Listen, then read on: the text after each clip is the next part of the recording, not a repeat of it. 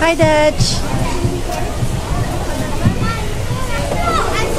We're at the Jurong Bird Park. Ladies and gentlemen, boys and girls, welcome to the Jurong Bird Park. Discover magnificent birds and the world's tallest man-made waterfall in an aviary.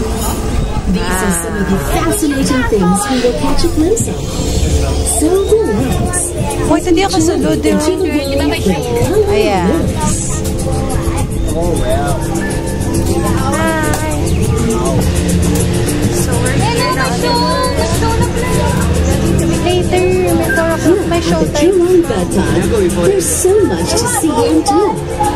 Catch the Birds and Eye Show, which showcases a cast of talented birds who sing, dance, count, and even play basketball with their buddies.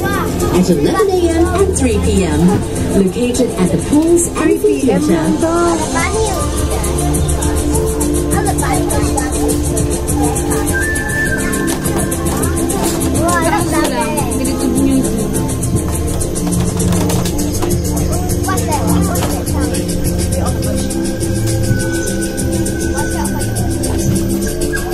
Look, heliconias to your right.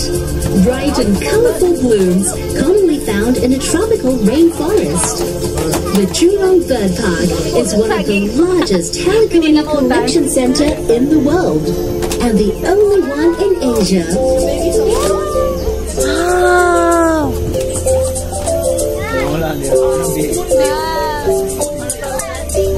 Heliconia. Ba't maliit? Hindi naka-focus na ako.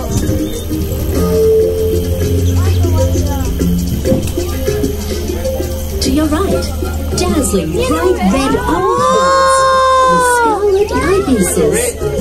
Like the flamingos, the bright colors come from the keratin found in the diet they eat. These staging birds are housed next to the shorebirds.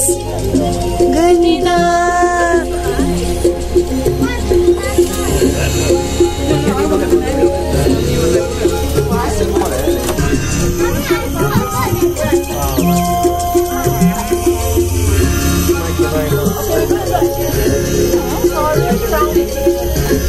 Gusto ko makakita ng TikTok na nag-spread.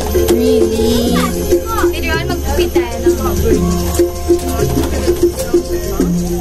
Below us on the right, the Royal Ramble, home to ground pigeons, the world's largest and most beautiful pigeons, native to Papua New Guinea and Irian Jaya, known for their